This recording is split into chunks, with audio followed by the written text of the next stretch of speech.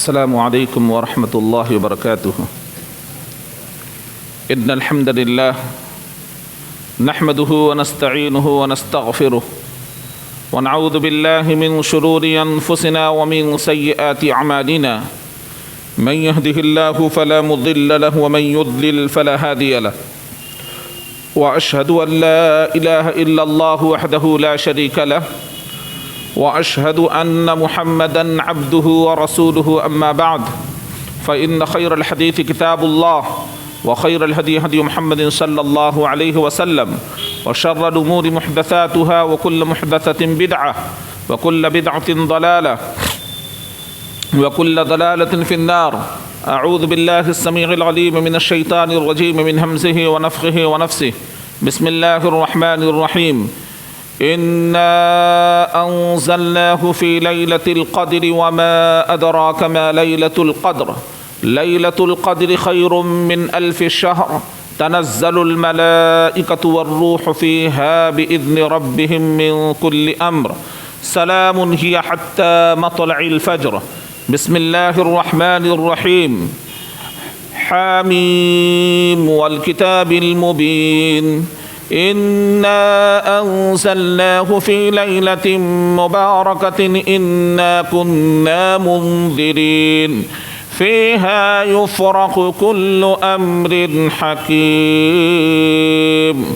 وقال في موضع آخر: شهر رمضان الذي أنزل فيه القرآن هدى للناس وبينات من الهدى والفرقان. تمام قسم کی تعریفات، حمد و ثنا، کبریائی اور بڑائی صرف اور صرف اس ذات کے لیے ہے جو اپنی ذات کے اعتبار سے، اپنی صفات کے اعتبار سے، اپنی الوہیت یعنی عبادت کے اعتبار سے یکتا، تنہا اور بے مثل ہے. نہ تو اس کی ذات میں کوئی شریک، نہ اس کی صفات میں کوئی شریک، نہ اس کو الوہیت یعنی عبادت میں کوئی شریک. وہ یکتا ہے، تنہا ہے، بے مثل ہے. وہ اول بھی اور اخیر بھی، اپنی قدرتوں سے ظاہر بھی اور نظر نہ آنے کی وجہ سے باطن بھی. وہ حی بھی ہے، قیوم بھی، قادر بھی اور قدیر بھی، غفار بھی اور ستار بھی، ذو الجلال والاکرام بھی اور ذو العرش المجید بھی. حمد و ثنا صرف اور صرف اس ذات کے لیے ہے جس نے ہمیں آنکھ، کان، دل اور دماغ عطا فرمائی. حمد و ثنا صرف اور صرف اس ذات کے لیے ہے جس نے ہمیں اسلام جیسی عظیم نعمت سے سرفراز فرمایا اور اس نعمت کو قبول کرنے کی صلاحیت و توفیق بخشی. اتنی حمد و ثنا ہو کہ اللہ سبحانہ تعالی راضی ہو جائے. اللہم لک الحمد حمدا کثیرا طیبا مبارکا فیہ. اور درود و سلام ہو امام الانبیاء خطیب الانبیاء محمد عربی صلی اللہ علیہ وسلم پر، جو بشیر بھی اور نذیر بھی، صاحب کوثر بھی اور صاحب مقام محمود بھی. اتنا درود و سلام ہو کہ اللہ سبحانہ تعالی راضی ہو جائے. اللہم صل علی محمد وعلی آل محمد کما صلیت علی ابراہیم وعلی آل ابراہیم انک حمید مجید. اللہم بارک علی محمد وعلی آل محمد کما بارکت علی ابراہیم وعلی آل ابراہیم انک حمید مجید. حضرات گرامی، جیسا کہ اعلان کیا گیا ہے کہ آج کے اس پروگرام کے اندر میں ہمارا موضوع ہوگا ماہ شعبان کی بدعت. سب سے پہلے اس مہینے کے تعلق سے میں آپ حضرات کو یہ بتاتا چلوں کہ شعبان کا مہینہ عربی سال کا یعنی چاند والے مہینے کا، جس کا اعتبار چاند سے کیا جاتا ہے، جس کو ہم قمری ماہ بولتے ہیں، اس کا یہ 8واں مہینہ ہے جس کو شعبان کہا جاتا ہے، اور جس کا مفہوم اور معنی ہوتا ہے علیحدگی اختیار کر لینا. چونکہ عرب اس مہینے کے اندر میں اپنے پریوار سے، اپنے بال بچوں سے پانی کی تلاش میں ادھر ادھر علیحدگی اختیار کر لیا کرتے تھے.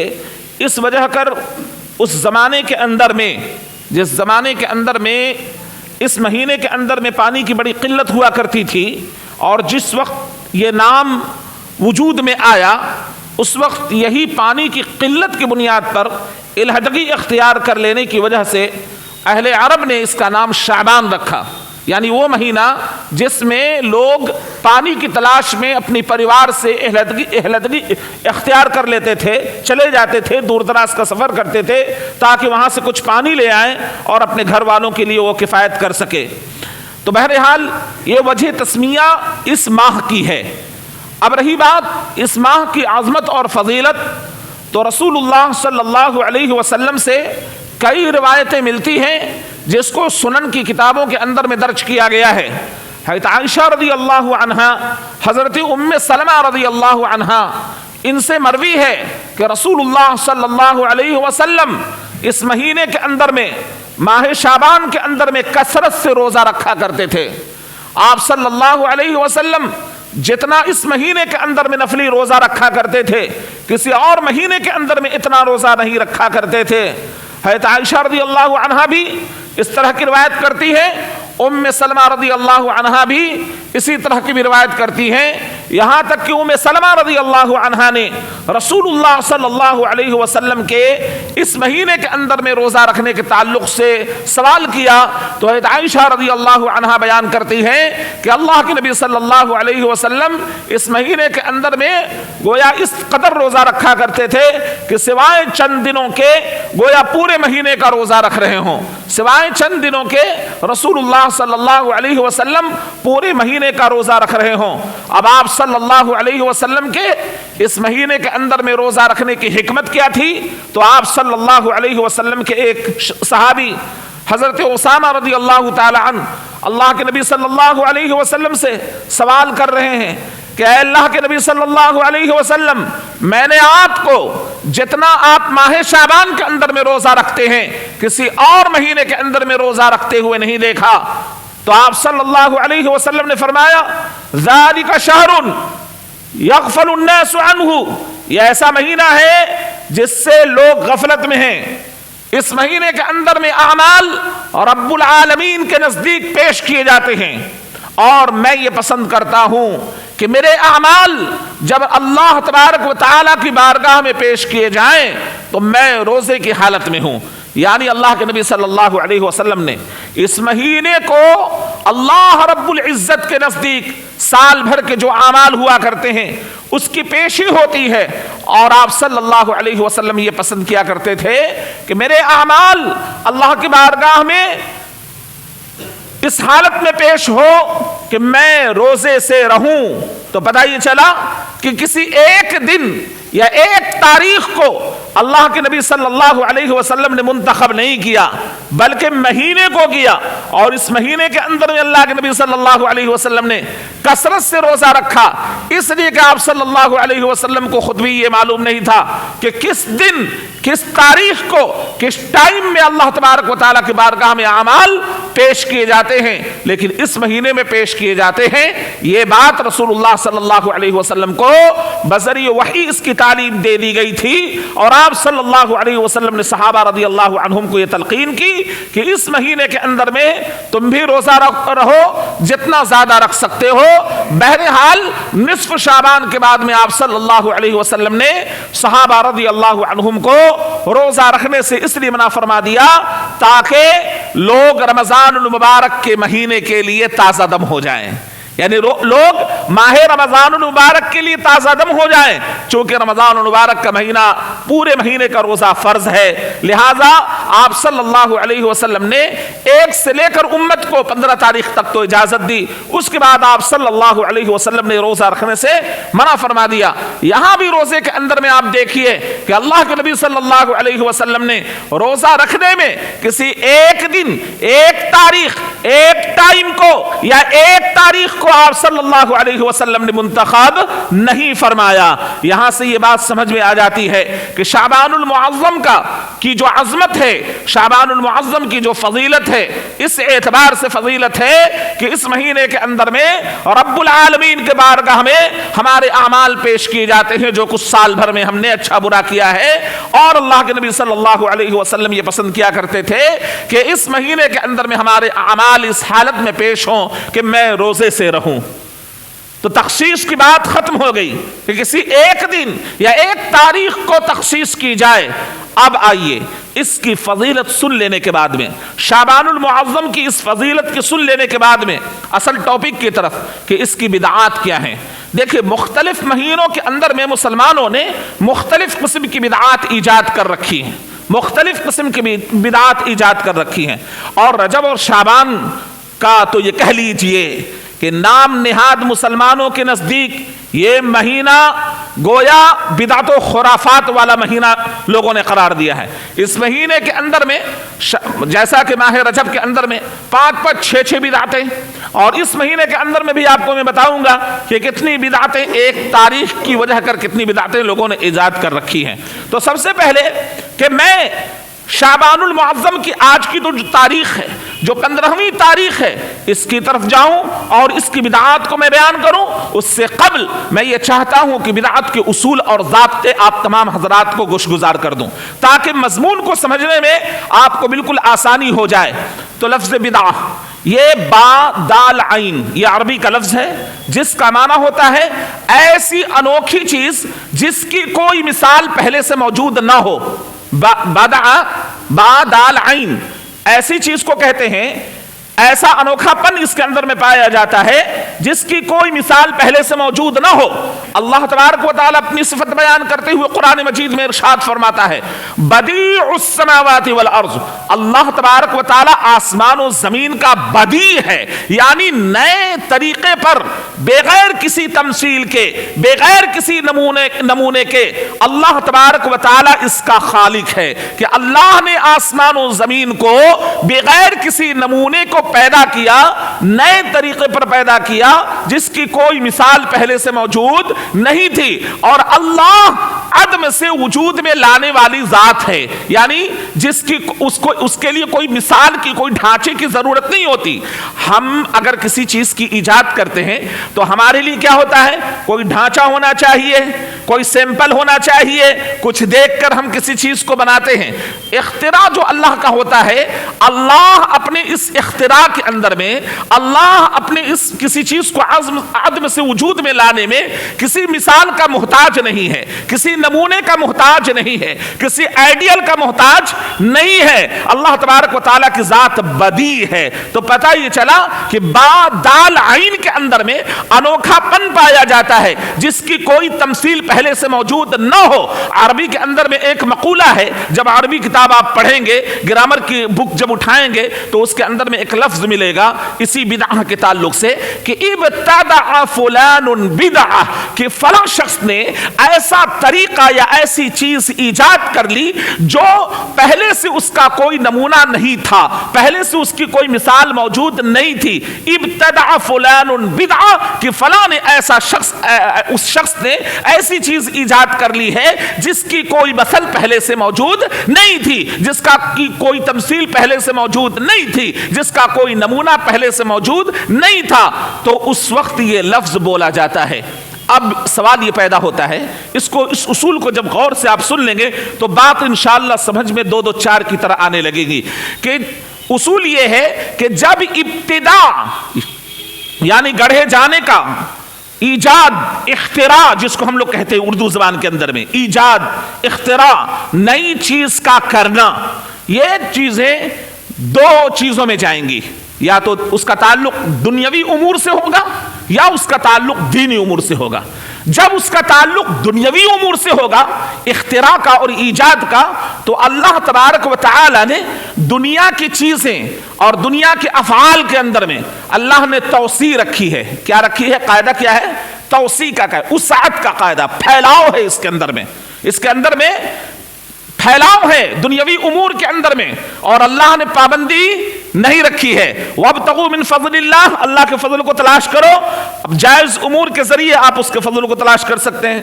بہت ساری چیزیں، جیسے پہلے بات کرنے کے لیے موبائل کا کوئی نام و نشان نہیں تھا، فون کا کوئی نام و نشان نہیں تھا، موٹر سائیکل کا کوئی نام و نشان سواری کے لیے نہیں تھا، لوگ جانوروں کے اوپر سواری کرتے تھے۔ جیسے جیسے دنیا ترقی کرتی چلی گئی، ویسے ویسے ساز و سامان سے لے کر کھانے پینے کے اشیاء سے لے کر افعال کے اندر میں بھی اضافہ ہونے لگا، اور لوگ مختلف قسم کے افعال کے ذریعے اچھی اچھی چیزوں کو، جو فائدہ بخش چیزیں ہوا کرتی تھی، اس کا ایجاد کیا۔ تو دنیاوی امور کے اندر میں اللہ تبارک و تعالی نے توسیع رکھی ہے۔ اس کے اندر میں قاعدہ کیا ہے؟ دنیاوی امور کے اندر میں قاعدہ کیا ہے؟ یا تو وہ فعل حرام ہو یا تو وہ چیز حرام ہو، حرمت کی کوئی دلیل مل جائے۔ جیسے پینے والی چیز کے اندر میں نشاور اشیاء ہو جس سے انسان کے دل و دماغ کو مبہوت کر دے اور اس کے اوپر نشہ چھا جائے، وہ چیز ہمارے لیے پینا حرام ہو جائے گا۔ چاہے اس کا نام کچھ بھی رکھ لیا جائے، اس کے اندر میں خمر اگر آ گیا، یا ایھا الذین آمنوا انما الخمر والمیسر والانصاب والازلام، خمر کیا ہے؟ ہمارے لیے حرام ہے۔ خمر آ گیا، نشہ آ گیا تو وہ چیز ہمارے لیے حرام ہے۔ تو دنیاوی امور کے اندر میں ہم کیا دیکھیں گے؟ کون سی چیز ہمارے لیے حلال ہے، کون سی چیز ہمارے لیے حرام ہے۔ تو دنیاوی چیز کے اندر میں قاعدہ کیا ہے؟ رکنے کا نہیں ہے، حلال اور حرام دیکھنے کا ہے۔ جہاں پر حلال ہے تو آگے بڑھتے چلے جانا ہے، حرام ہے تو اس سے رک جانا ہے۔ کھانے پینے کی چیزوں یا پہننے کی چیزوں میں ایک سے کپڑے نکل رہے ہیں جو کپڑے پہلے نہیں تھے، تو جس کپڑے کے اندر میں ستر پوشی ہو سکے وہ کپڑا ہمارے لیے جائز، لیکن جس کپڑے کے اندر میں ننگا پن انسان دکھے، عورت دکھے، تو ایسا کپڑا پہننا ہمارے لیے حرام۔ اسی طریقے سے مردوں کے لیے ٹخنوں سے نیچے پہننا پابندی ہمارے لیے لگا گئی۔ کپڑا پہن سکتے ہیں، اچھا سے اچھا پہن سکتے ہیں، لیکن غیر شرعی فعل اختیار نہیں کر سکتے۔ کپڑے کو ٹخنے سے نیچے لٹکا کر مرد نہیں پہن سکتے، روک دیا گیا ہے۔ ایسا امور اگر ہم اختیار کرتے تو ہمارے لیے حرام ہے۔ تو دنیاوی قاعدہ کیا ہے کہ وہاں پر بانڈ لگی ہوئی ہے۔ دنیاوی امور کے اندر میں یہ چیز آپ کر سکتے ہیں، یہ نہیں کر سکتے ہیں۔ وہاں پر اختراع اور ایجاد کے اندر میں بڑھوتری نہیں دیکھی جائے گی، دیکھی جائے گی کہ جس کے اندر میں ستر پوشی ہے تو وہ ہمارے لیے جائز ہے، جس کے اندر میں ننگا پن یا غیر شرعی چیزیں ہیں جس سے ہمیں روکا گیا ہے اس سے ہمیں رکنا ہے۔ لیکن اختراع اور ایجادات کے اندر میں کوئی کہے کہ دیکھو یہ بدعت بدعت چلاتے ہیں، لیکن دیکھو یہ سائیکل پر سواری کرتے ہیں، یہ بدعت نہیں ہے۔ یہ ہوائی جہاز پر اڑتے ہیں، یہ بدعت نہیں ہے۔ یہ بسوں کی سواری کرتے ہیں، کیا یہ بدعت نہیں ہے؟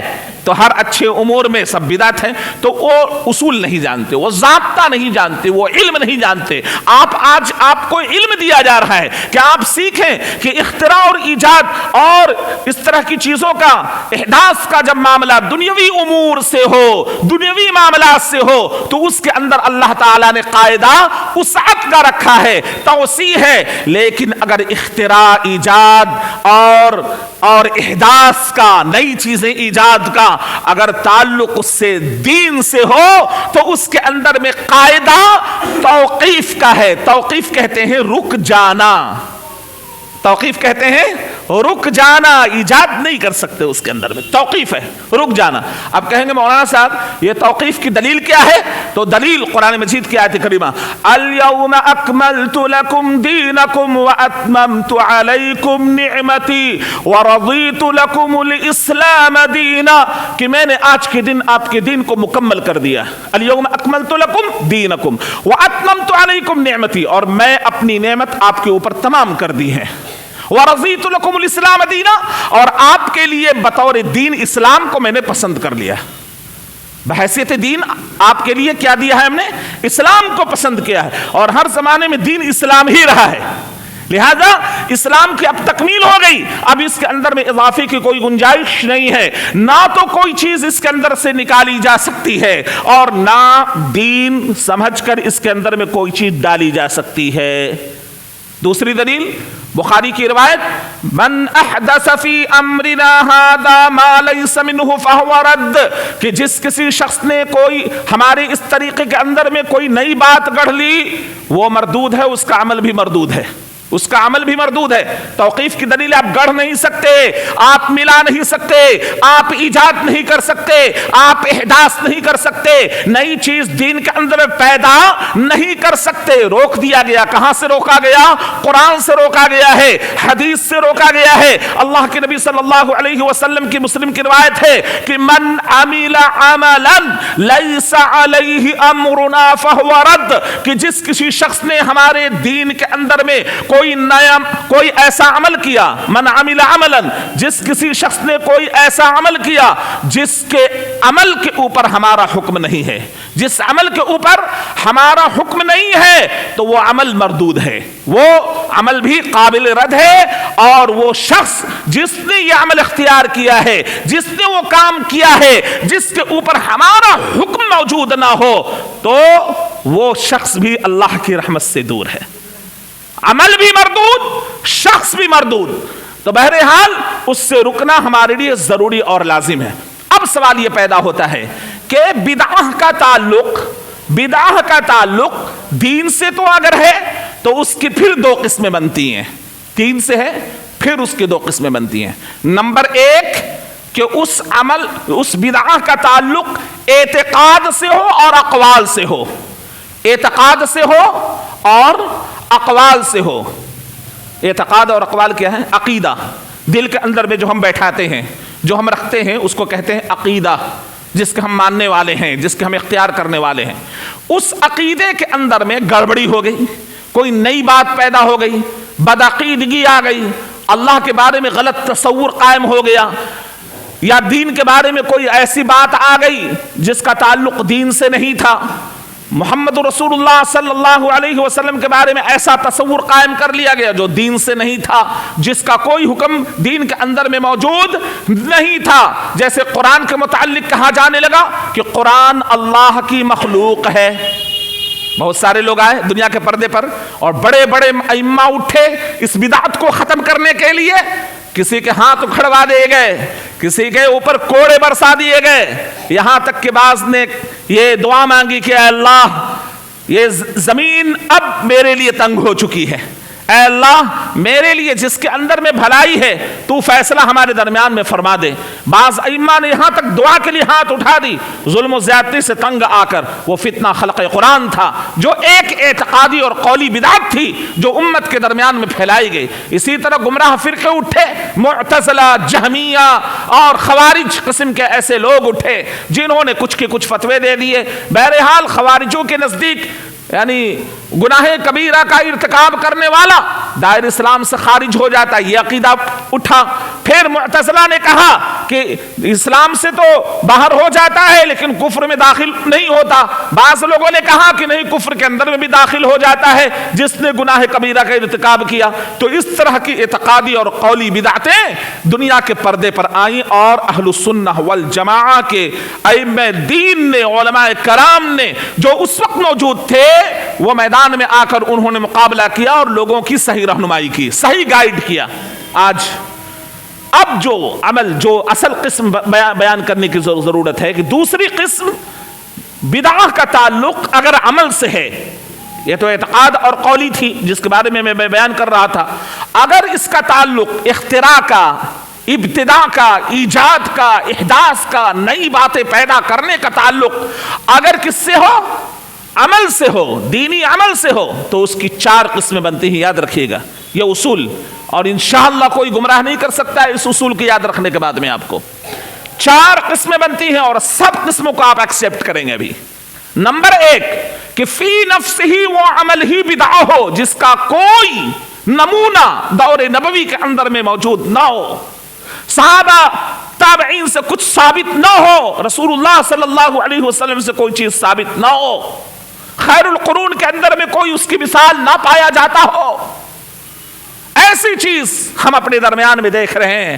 ایسا عمل کوئی اختیار کر لے فی نفسہ وہ بدعہ ہو. جیسے عید میلاد النبی، 2 عیدیں اللہ کے نبی صلی اللہ علیہ وسلم نے ہمارے لیے الاٹ کی ہیں، عید الفطر اور عید الاضحیٰ. اسلام کی کتنی عیدیں ہیں؟ 2 عیدیں ہیں. آپ کوئی 6 صدی ہجری میں آ کر تیسری عید کا دعویٰ کر دے اور کہہ دے دونوں عیدوں سے افضل ہے عید میلاد النبی، اس کے بعد چلے گی؟ نہیں چلے گی. اس لیے نہیں چلے گی کہ اسلام کے اندر میں 2 عیدیں ہیں. اگر تیسری عید ہوتی تو اللہ کے نبی صلی اللہ علیہ وسلم کے جانثار صحابہ ابو بکر صدیق رضی اللہ تعالیٰ عنہ کا دور خلافت گزر گیا، عمر رضی اللہ تعالیٰ عنہ کا دور خلافت گزر گیا، عثمان غنی رضی اللہ تعالیٰ عنہ کا دور خلافت گزر گیا، حضرت علی رضی اللہ تعالیٰ عنہ کا دور خلافت گزر گیا، لیکن انہوں نے نہیں جانا کہ ہم کو تیسری عید کرنی ہے کہ نہیں کرنی ہے. پورا دور خالی ہے، کہیں پر کوئی عید میلاد النبی کا جھنڈا نظر نہیں آ رہا ہے. وہ خیر القرون کے اندر میں جس کا کوئی وجود نہیں ہے، آپ صدیوں کے بعد میں آ کر ایک شخص اٹھتا ہے اور عید میلاد النبی کے نام سے معاشرے کے اندر میں یہ بدعت پھیلاتا ہے اور رسول اللہ صلی اللہ علیہ وسلم کا نام لے لے کر بہت سارے خرافات کو انجام دے دیتا ہے. تو اس کی یہ محبت مانی جائے گی، دین میں سراہا جائے گا؟ اس سے بڑے لوگ محبت کرنے والے، رسول اللہ صلی اللہ علیہ وسلم سے محبت کرنے والے بڑے بڑے لوگ موجود تھے، انہوں نے تو ایسا نہیں کیا. کسی نے تو عید میلاد النبی کا عقیدہ نہیں نکالا. تو وہ عمل فی نفس ہی کیا ہو؟ بدعہ ہو، جس کا کوئی وجود شریعت کے اندر میں موجود نہ ہو. فی نفس ہی وہ عمل کیا ہے؟ بدعہ. دوسرا، عمل مشروع ہو، لیکن اس کے اندر میں اضافہ کر دیا جائے. مغرب کے ہم لوگ کتنی رکعت پڑھے ہیں؟ 3 رکعت مشروع ہے. نماز مشروع ہے کہ نہیں ہے؟ کوئی کہے آ کر کہ بھائی 3 رکعت ہی کیوں پڑھیں گے, 1 رکعت زیادہ پڑھ دیں تو کیا حرج ہے؟ 4 میں تو 3 داخل ہے, 1 زیادہ ہوگا تو اللہ قبول کر لے گا, کیا حرج ہے؟ کوئی پڑھنا گوارا کرے گا؟ ایسے امام کو اپنا امام گوارا کر. امام نے کوئی غلط کام نہیں کیا, امام نے تو کوئی شراب کا کام نہیں کیا, حرام کام نہیں کیا, امام نے تو کوئی زناکاری نہیں کی, نماز نہ پڑھایا جی. لیکن کیا کر رہے ہیں آپ؟ نہیں پڑھیں گے ایسے امام کے پیچھے. کیوں نہیں پڑھیں گے؟ اس لیے کہ انہوں نے 3 کی جگہ پر 4 پڑھا دی. تو امام کہے گا بھائی 4 رکعت نماز ہی تو پڑھا رہے ہیں, کوئی برا کام تو نہیں کر رہے ہیں. کیا کہیں گے آپ؟ پڑھیں گے ایسے امام کو پیچھے نماز؟ کوئی 3 کو 4 بنا دے, امت کا کوئی فرد بھی اس کی امامت کو تسلیم نہیں کرے گا, بلکہ اس کو مسجد سے باہر نکال دے گا. ایسے امام کی ضرورت نہیں ہے جو رسول اللہ صلی اللہ علیہ وسلم کی دین کے اندر میں اضافہ کرے, نہیں ضرورت ہے. ٹھیک ہے, بات سمجھ میں آ رہی؟ یہاں تک بہت اچھی طریقے سے ہم لوگ سمجھ رہے ہیں, ایکسپٹ کر رہی ہے ہماری دماغ, سب کچھ ہم جان رہے ہیں اور سب کچھ سمجھ رہے ہیں. اب یہاں پر اضافہ نہیں کر سکتے, 3 کی جگہ پر 4 نہیں کر سکتے, جمعہ کی 2 کی جگہ پر 4 نہیں پڑھ سکتے. جتنا بتا دیا گیا شریعت کے اندر میں اتنا ہی کریں گے. عمل مشروع ہے لیکن عمل کے اندر میں اضافہ کر دیا جائے تو ایکسپٹ نہیں کیا جائے گا. امت کا کوئی فرد بھی ایکسپٹ نہیں کرنے کے لیے تیار ہے. اب آئیے, عمل مشروع ہے, ثابت شدہ ہے, لیکن اس عمل کے اندر میں طریقے کو بدل دیا جائے. جو انفرادی پڑھنا ہے اس کو اجتماعی شکل دے دی جائے. ہم لوگوں نے مغرب کی نماز اجتماعی طور پر 3 رکعت ابھی فرض ہم لوگوں نے ادا کی. امام صاحب اٹھے اور ایک حدیث بیان کی, کہا کہ لوگوں سنو, تنہا نماز پڑھنے سے جماعت کے ساتھ میں نماز پڑھنا 27 گنا زیادہ بہتر ہے, افضل ہے. لہذا سنت مؤکدہ کی بھی جماعت ہم لوگ کر لیتے ہیں, ثواب سے کیوں محروم رہیں گے؟ کوئی پڑھنا گوارا کرے گا؟ طریقہ انہوں نے بدل دیا. سنت مؤکدہ تو پڑھنا ہی پڑھنا ہے, مغرب کی 2 رکعت وہ پڑھنا ہے, سنت مؤکد ہے. اللہ کے نبی نے تاکیداً پڑھی, امت کو تلقین بھی کی, صحابہ و تابعین سے ثابت شدہ ہے. جو سنت مؤکدہ کی تعداد ہے اس کے اندر میں ہم جماعت کر سکتے ہیں. اگر کوئی امام جماعت کرنے کے لیے فضائل بیان کرے تو امت کا کوئی فرد اس کے پیچھے پڑھنا گوارا کرے گا؟ نہیں کرے گا. اس لیے کہ انہوں نے انفرادی پڑھنا تھا, اجتماعی شکل دینے کی کوشش کی ہے. تسبیحات پڑھتے ہیں, دعائیں اور السلام علیکم ورحمۃ اللہ, السلام علیکم ورحمۃ اللہ, اس کے بعد میں امام کا اور مقتدی کا رشتہ ختم ہو جاتا ہے. اب کوئی اقتدا نہیں, تسلیم کے بعد میں امام کی اقتدا مقتدی اب نہیں کریں گے. لیکن اگر کوئی سارے لوگ کہیں گے اجتماعی دعا کرنی ہے تو دلیل کی ضرورت پڑے گی کہ نہیں پڑے گی؟ بتائیں آپ, دلیل کی ضرورت پڑے گی. اگر رسول اللہ صلی اللہ علیہ وسلم نے اجتماعی دعا کروائی ہے, کی ہے, تو ہم کریں گے, اور نہیں کرائی ہے تو اپنی جانب سے ایجاد کر سکتے ہیں؟ نہیں کر سکتے. بولیں گے بڑی اچھی چیز ہے دعا کرنا, ہم کہیں گے نہیں, اچھی چیز تو ہے لیکن رسول کے طریقے پر ہونا چاہیے. اللہ کے نبی صلی اللہ علیہ وسلم نے کسی فرض نماز کے بعد بھی اجتماعی دعا نہیں کرائی. دلیل دارمی کی روایت, ما كان يجلس النبي صلى الله عليه وسلم بعد صلاة المفروضة إلا أن يقول اللهم أنت السلام ومنك السلام تباركت يا ذا الجلال والإكرام. اللہ کے نبی صلی اللہ علیہ وسلم فرض نماز کے بعد میں نہیں بیٹھا کرتے تھے مگر یہ ہے کہ اپنی زبان سے کہتے اللهم أنت السلام ومنك السلام تباركت يا ذا الجلال والإكرام. کہاں دعا کرائی؟ دعا کی کوئی بھی حدیث اجتماعی طور پر فرض نماز کے بعد میں موجود نہیں ہے, کسی صحابی سے ثابت نہیں ہے, کسی ائمہ دین سے ثابت نہیں ہے. لیکن لوگ ہندوستان کے اندر میں کسی نے فتویٰ دے دیا کہ بڑا اچھا عمل ہے, اس کو اختیار کر لو, لوگوں نے ہاتھوں ہاتھ لے لیا. بہرحال تسبیحات, سبحان اللہ, الحمدللہ, اللہ اکبر, عمرہ حضرات کو اللہ کے نبی صلی اللہ علیہ وسلم نے غربا حضرات کو بتائی تھی. عمرہ کو پتہ لگا کہ غربا کو اللہ کے نبی صلی اللہ علیہ وسلم نے کچھ چیزیں بتائی ہیں جو ہمارے دین کے راستے میں جو ہم لوگ خرچ کرتے ہیں اس کے برابر کو یہ لوگ پہنچ جائیں گے. کیا بتائیے لوگ کیا کر رہے ہیں نماز کے بعد؟ اللہ کے نبی صلی اللہ علیہ وسلم تلقین کی تھی سبحان اللہ الحمدللہ اللہ اکبر 33 مرتبہ پڑھنے کی. عمرہ حضرات کو جب معلوم ہوا کہ تسبیحات رسول اللہ صلی اللہ علیہ وسلم نے غربا کو بتائی ہے تو ان لوگوں نے بھی عمل کرنا شروع کر دیا, لیکن انفرادی اجتماعی نہیں. کوئی وہاں پر کہے کہ آؤ اجتماعی طور پر ہم لوگ تسبیح کریں سبحان اللہ, ایک مرتبہ سبحان اللہ الحمدللہ اللہ اکبر, نئی شکل بنے گی کہ نہیں بنے گی؟ اب یہ طریقہ رسول اللہ صلی اللہ علیہ وسلم نے ہر ایک کو انفرادی طور پر بتایا, ہر ایک آدمی انفرادی کرے, اس کے اندر میں اجتماعیت نہ اختیار کرے. اللہ کے نبی صلی اللہ علیہ وسلم نے فرمایا کہ من صلی علی واحدۃ صلی اللہ علیہ عشرہ, کہ جو شخص میرے اوپر ایک مرتبہ درود بھیجتا ہے اللہ کی 10 رحمتیں اس کے اوپر نازل ہوتی ہیں. بخاری کی روایت ہے.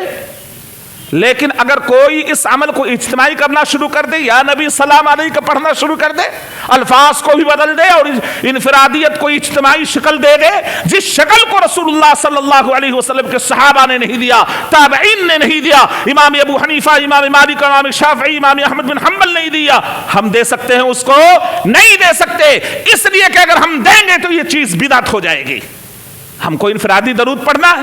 اب کوئی اگر اس مجلس کی مخالفت کرے اور کہے کہ بھائی تمہارا یہ عمل رسول کے طریقے پر نہیں ہے, تو فوراً الٹ کر جواب کیا جاتا ہے یہ لوگ درود کو نہیں مانتے, یہ لوگ نبی کے اوپر درود پڑھنے کے قائل نہیں ہیں, یہ لوگ صحابہ سے دشمنی کرنے والے, یہ لوگ رسول کو چاہنے والے نہیں. بھائی یہ بات نہیں ہے. رسول کو جس طریقے پر ماننا ہے ویسے ماننا ہے. رسول نے ہمیں انفرادی جہاں بتایا ہے وہاں انفرادی کرنا ہے, رسول نے جہاں اجتماعی بتایا ہے وہاں ہمیں اجتماعی کرنا ہے. اللہ کے نبی صلی اللہ علیہ وسلم نے تراویح کی نماز با جماعت پڑھ کر بتلائی کہ نہیں؟ صحابہ نے اختیار کیا اور آج تک ہم لوگ اختیار کیے. جماعت ثابت, جہاں جماعت ثابت تو ہم وہاں پڑھنے کے قائل, جہاں ثابت نہیں وہاں پڑھنے کے قائل نہیں. سنت مؤکدہ میں ہم جماعت کے قائل نہیں. تو طریقہ اگر رسول اللہ صلی اللہ علیہ وسلم سے ثابت ہے اور وہ طریقہ کوئی بتاتا ہے تو سر آنکھوں پر, لیکن وہ طریقہ جو رسول اللہ صلی اللہ علیہ وسلم سے ثابت نہیں ہے اور بات کے اندر میں اس کا ایجاد کیا جائے تو اس کو قابل قبول نہیں ہے. جو طریقہ ہمارے نبی نے دیا وہی طریقہ ہمارے لیے قابل اتباع ہے, باقی طریقوں کو رد کیا جائے گا, چھوڑا جائے گا. اب آئیے اصل موضوع کی طرف. عمل مشروع ہے لیکن اس عمل کو ایسے اوقات کے ساتھ میں خاص کر دیا جائے جس کو شریعت اسلامیہ نے خاص نہیں کیا ہے. شریعت کے اندر میں قرآن سے حدیث سے خصوص کی کوئی دلیل موجود نہیں ہے. جیسے قیام اللیل کی بڑی فضیلت بیان کی گئی ہے, کی گئی کہ نہیں؟ افضل الصلاة بعد صلاة المفروضہ قیام اللیل, سب سے افضل ترین نماز فرض نماز کے بعد اگر کوئی ہے تو کون سی نماز ہے؟ تہجد کی نماز ہے. فضیلت آئی کہ نہیں آئی؟ فضیلت آئی کہ تہجد کی نماز ہے. اب اس تہجد کی نماز کو کوئی کبھی نہ پڑھے, آ کر 15ویں شعبان کے اندر میں صرف کہے کہ نہیں پورے سال میں ہمیں نہیں پڑھنی, 15ویں شعبان کے اندر میں ہم آئیں گے وہاں ایک رات میں ہم صرف قیام کر لیں گے, پورے رات کے لیے کافی ہو جائے گا. ایسا ہو سکتا ہے؟ یہ عمل درست ہے؟ جس عمل کی تخصیص رسول اللہ صلی اللہ علیہ وسلم نے نہیں کی ہم اور آپ اس کی تخصیص نہیں کر سکتے. کوئی شخص روزانہ تہجد کا پڑھنے کا قائل ہے, وہ ہر دن پڑھے, آج بھی پڑھے گا, اس کی ممانعت کہاں گئی؟ وہ ہر دن پڑھ رہا ہے. لیکن کوئی فرض بھی نہیں پڑھ رہا, آج کی رات عطر اور سفید کپڑے سے ملبوس ہو کر مسجد کے اندر میں آتا ہے اور رات بھر قرآن کی تلاوت اور جو ہے قوموا لیلہا وصوموا نہارہا والی حدیث کو بیان کر کے عمل کرنا شروع کر دے, تو یہ عمل اس کے لیے قابل قبول ہو سکتی ہے؟ نہیں ہو سکتی ہے. اس لیے کہ یہ عمل کے اندر میں رسول اللہ صلی اللہ علیہ وسلم سے اس رات میں کوئی ایک بھی صحیح روایت موجود نہیں ہے. اب آئیے یہ روایت جو عمومی طور پر لوگوں کے سامنے بیان کی جاتی ہے کہ اذا كانت ليلة النصف من شعبان فقوموا ليلها وصوموا نهارها, جب شعبان المعظم کی 15ویں تاریخ ہو جائے، اذا کانت لیلۃ النصف من شعبان، یعنی 15ویں تاریخ ہو جائے، فقوموا لیلہا، تو اس کے رات میں قیام کرو اور اس کے دن کو روزہ رکھو۔ یہ روایت بیان کی جاتی ہے، میں اس روایت کے الفاظ دہرا رہا ہوں اس لیے کہ اللہ تبارک و تعالی آسمانی دنیا کے اوپر نازل ہوتا ہے اور فرماتا ہے کہ ہے کوئی رزق طلب کرنے والا جس کو میں رزق عطا کروں، ہے کوئی مغفرت چاہنے والا جس کی مغفرت میں کروں۔ یہ روایت بیان کی جاتی ہے عمومی طور پر، خطبہ حضرات جمعے کے اندر میں بیان کرتے ہوئے نظر آتے ہیں۔ روایت کی کیفیت دیکھیے، یہ روایت ابن ابی صبرہ، ابو صبرہ سے، جن کا لقب، جن کی کنیت ابو بکر ابن ابی صبرہ، ابو بکر ابن ابی صبرہ اس حدیث کے راوی ہیں۔ بتائیں اس کے بارے میں یحییٰ ابن معین نے، امام احمد بن حنبل رحمہ اللہ نے اور دیگر بڑے بڑے ناقدین حدیث نے اس کے اوپر کیا حکم لگایا ہے؟ یہ آدمی حدیثوں کو وضع کرتا تھا، گڑھا کرتا تھا۔ کیا کرتا تھا یہ آدمی؟ حدیثوں کو وضع کرتا تھا، اور اس کی جتنی سند ہے سب ابو بکر ابن ابی صبرہ کے اوپر آ کر رکا ہوا ہے۔ پتہ یہ چلا کہ ابو بکر ابن ابی صبرہ ہی گویا کہہ لیا جائے کہ اس سے آگے سند نہیں بڑھ رہی یا مجہول راویوں کا تاتا لگا ہوا ہے۔ پتہ یہ چلا کہ ابن ابی صبرہ جو ہے، جیسا کہ امام احمد بن حنبل کہہ رہے ہیں، یحییٰ ابن معین کہہ رہے ہیں، اس کے علاوہ امام نسائی نے بھی رد کیا ہے، کہا کہ یہ حدیث منکر ہے، کہا کہ موضوع ہے، من گڑھت ہے۔ اب بتائیے کہ دین کا مدار موضوع اور من گڑھت روایتوں کے اوپر ہو سکتی ہے؟ نہیں ہو سکتی ہے۔ اب ایسی روایتوں کے اوپر کوئی عمل کرے تو اس کا عمل قابل قبول ہو سکتا ہے، درست ہو سکتا ہے؟ نہیں درست ہو سکتا ہے، اس لیے کہ یہ عمل اس رات کے اندر میں اگر ثابت ہوتا تو رسول اللہ صلی اللہ علیہ وسلم کھل کر صحابہ رضی اللہ عنہم کو یہ عمل بیان کرتے۔ ایسی حدیثیں اس رات کے تعلق سے گڑھی گئی ہیں، وہ من گڑھت روایتوں کا مجموعہ ذرا سنتے جائیے۔ حضرت علی رضی اللہ تعالیٰ عنہ سے ایک روایت اس طور پر گڑھی گئی، منسوب کی گئی، نسبت کی گئی، دیکھیے کہ جب 15ویں شعبان کی رات ہوتی ہے اور اس رات میں اذا کانت لیلۃ النصف من شعبان، اور اس رات کے اندر میں کوئی 100 رکعت پڑھے، صلی 100 رکعت، 100 رکعت پڑھے، ارسل اللہ الیہ 100 ملکن، اللہ تبارک و تعالی اس کی جانب 100 فرشتوں کو بھیجتا ہے۔ اس میں سے 30 فرشتے 30 یبشرونہ بالجنہ، 30 فرشتے اس کو جنت کی بشارت دیتے ہیں، اور 30 فرشتے اس کو جو ہے جہنم کی عذاب سے مامون کرتے ہیں، اور 30 فرشتے جو ہیں وہ شیاطین کے شرور سے اس کو بچاتے ہیں، اور 10 فرشتے جو ہیں دنیا کے آفات اور مصائب سے اس کی حفاظت کرتے ہیں۔ اور دیکھیے ایک اور روایت کے الفاظ ہیں کہ لم یمت، اگر وہ 12 رکعتن 12 رکعت اس طور پر پڑھے، من صلی فیہا 12 رکعتن 12 رکعت 12 رکعتن 12 رکعت اس طور پر پڑھے کہ ہر رکعت کے اندر میں 30 مرتبہ، فی کل رکعت قل هو اللہ احد 30 مرہ، کہ اس کے اندر میں قل هو اللہ احد 30 مرتبہ ہر رکعت کے اندر میں پڑھے، لم یخرج ایک روایت کے مطابق، اور ایک روایت کے مطابق لم یمت، وہ نہیں مرے گا یہاں تک کہ اپنا سیٹ جنت کے اندر میں جب تک دیکھ نہ لے۔ دیکھیے اس طرح کی روایتیں من گڑھت امام جوزی نے، ابن عراق نے، یحییٰ علامہ ابن حجر نے کہا سب فی موضوعات علل المتناہیہ کے اندر میں ابن جوزی نے کہا موضوع روایتوں کے اندر میں اس کا شمار ہوتا ہے۔ یہ روایتیں موضوع ہیں، من گڑھت ہیں، بے بنیاد ہیں، جس کی کوئی اصل نہیں ہے۔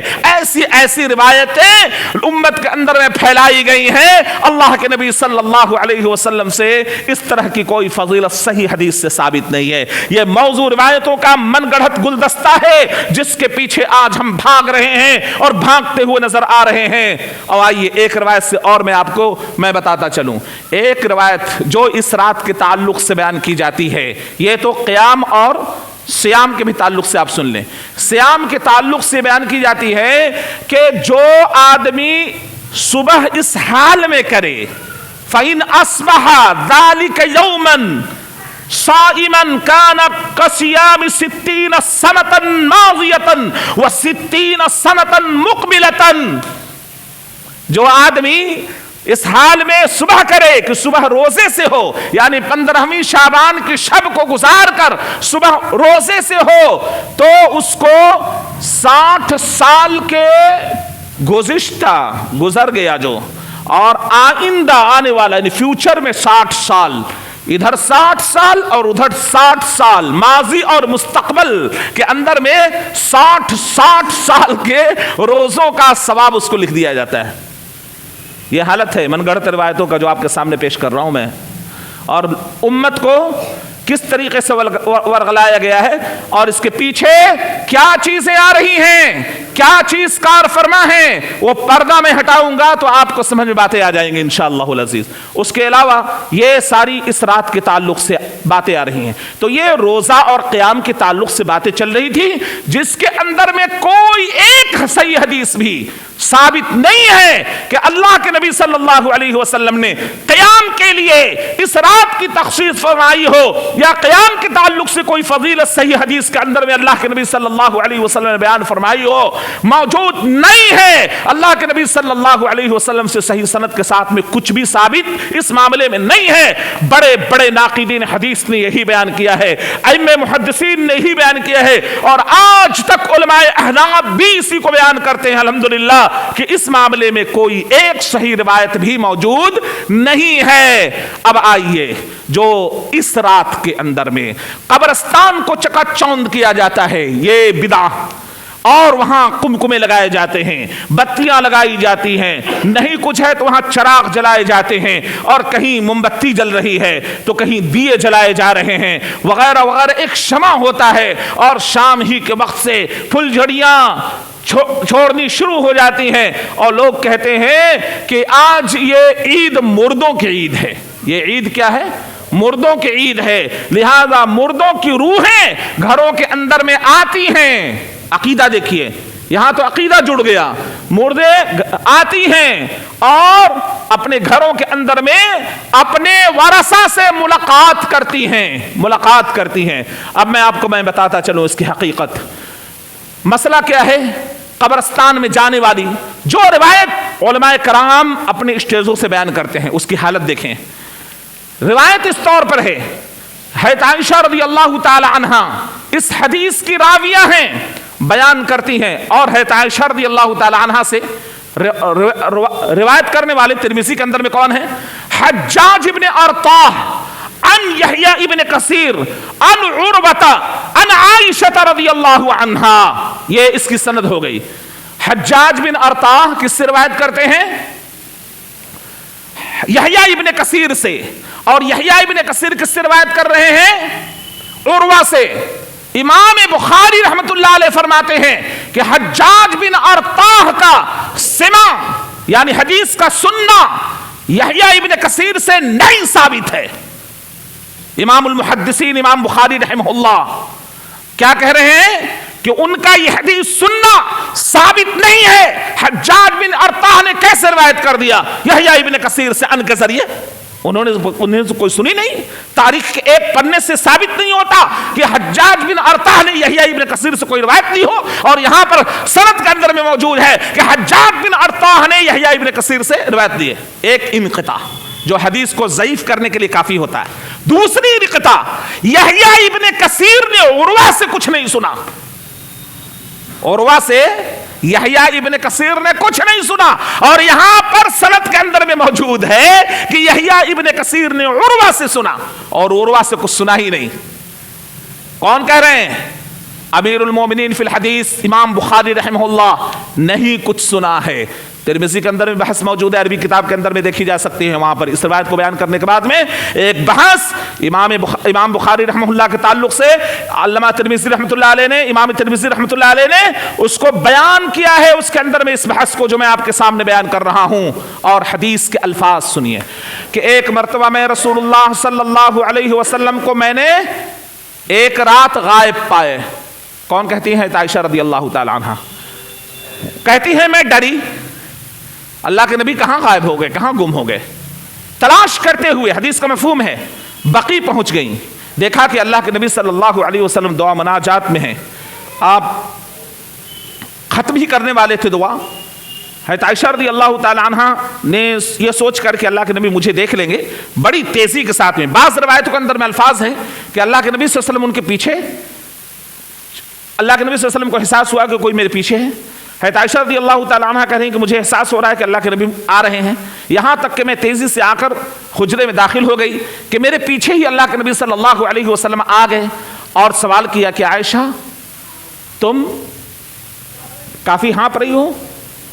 कहा अल्लाह के नबी सल्लल्लाहु अलैहि वसल्लम मैंने आपको गायब पाया तो मैं आपकी तलाश में निकल पड़ी। कहा कि क्या तू ये खौफ करती है, क्या तू ये उम्मीद करती है कि अल्लाह और उसके रसूल तुम्हें धोखे में रखेंगे? यानी अल्लाह और उसके रसूल, क्या तुम ये गुमान कर सकती हो? तज़ुन्नु का लफ्ज़ है, क्या तू ये गुमान करती है कि अल्लाह और उसके रसूल तुम्हें धोखे में रखे हों? कि नहीं अल्लाह के नबी सल्लल्लाहु अलैहि वसल्लम, मैंने ये गुमान किया कि आप हो सकता है कि किसी दूसरे अज़वाज के पास में आप तशरीफ ले गए हों, इस वजह कर मैं निकली आपको तलाश करने के लिए। कहा कि आयशा आज की जो रात है, इस रात में अल्लाह तबारक व तआला बनु कल्ब के बकरियों के बाल के मानिंद उम्मत को जहन्नम से नजात देता है, बख्शिश फरमा देता है। ये रिवायत कौन बयान कर रही है? तो आयशा रज़ी अल्लाह अन्हा, रसूलुल्लाह सल्लल्लाहु अलैहि वसल्लम। रिवायत के हालात हमने पहले बयान कर चुके हैं। जो सनद है उसकी कंडीशन कहीं मुख्तसर रिवायत है, कहीं भी तफसील है, लेकिन सनद वही है जो मैंने बयान किया है। तो सनद के हाल देखिए, दो जगह पर इनक़िता पाया जा रहा है। तो पता ये चला, लिखते हैं शारिहीन हदीस ने उसके ऊपर कलाम किया है कि वाक़या सही ही नहीं है, चूंकि अल्फाज कुछ और है। अल्लाह के नबी सल्लल्लाहु अलैहि वसल्लम ये क्यों कहेंगे कि आयशा क्या तू ये समझती है अल्लाह और उसके रसूल तुम्हें धोखे में रखेंगे? भाई बाहर जाना और धोखे से इसका क्या ताल्लुक है? कोई भी बाहर जाना धोखे से क्या ताल्लुक है? और है तो आयशा रज़ी अल्लाह ताला अन्हा का ये गुमान करना कि अल्लाह के नबी सल्लल्लाहु अलैहि वसल्लम बाज़ अज़वाज की तरफ गए होंगे बगैर बताए हुए, चूंकि आज बारी हमारी है, ये नबी से कैसे हो सकता है? बहरहाल इस तरफ ना जाते हुए सीधी सीधी बात, बनु कल्ब की बकरियों के मानिंद अल्लाह के नबी सल्लल्लाहु अलैहि वसल्लम ने फरमाया कि अल्लाह ताला इस रात में मग़फ़िरत फरमाता है। बाज़ रवायतों के अंदर में निस्फ़ शाबान का लफ्ज़ ही मौजूद नहीं है। बाज़ रवायतों के अंदर में निस्फ़ शाबान का लफ्ज़ मौजूद नहीं है। जिसके अंदर में निस्फ़ शाबान का लफ्ज़ मौजूद है वो निहायत ज़ईफ़ रिवायत है, निहायत किस्म की ज़ईफ़ रिवायत है। तो पता ये चला कि इसकी भी कब्रिस्तान जाने का, अब आइए, अगर बफर्ज़ मुहाल ये मान भी लिया जाए कि हदीस सही है, अपनी जगह पर मान लिया जाए कि यह हदीस सही है, बफर्ज़ मुहाल मैं कह रहा हूं। अब आइए दूसरा इश्काल, पूरे जिंदगी में अल्लाह के नबी सल्लल्लाहु अलैहि वसल्लम क्या एक ही रात गए? अच्छा, बकी के अंदर में जब गए एक सहाबी भी वहां मौजूद नहीं है, पूरा बकी अंधेरे में डूबा हुआ है। आपका कब्रिस्तान टमटमाता हुआ, कुमकुमों से चरागें जल रही होती हैं। अगर इतनी अहमियत वाली बात होती तो सहाबा रज़ी अल्लाह अन्हुम को अल्लाह के नबी सल्लल्लाहु अलैहि वसल्लम जिस तरह शब कदर में कमर कस लिया करते थे, अल्लाह के नबी सल्लल्लाहु अलैहि वसल्लम वशद्द मीज़रा, इतना मेहनत करते अल्लाह के नबी सल्लल्लाहु अलैहि वसल्लम, अपने अहलो अयाल को उठाते, खुद बेदार रहते। अहया लैलहु व अयक़ज़ अहलहु वशद्द मीज़रा, अल्लाह के नबी सल्लल्लाहु अलैहि वसल्लम अपने खुद भी बेदार रहते, अपने अहलवाल को भी बेदार रखते, और इबादत के लिए रसूलुल्लाह सल्लल्लाहु अलैहि वसल्लम कमर कस लेते। अगर बात इतनी जबरदस्त थी तो मैं पूछता हूं कि रसूल किसी बात को छुपाने के लिए, फजीलत को छुपाने के लिए आते हैं या फजीलत को लोगों के सामने बयान करने के लिए आते हैं? بیان کرنے کے لیے آتے ہیں.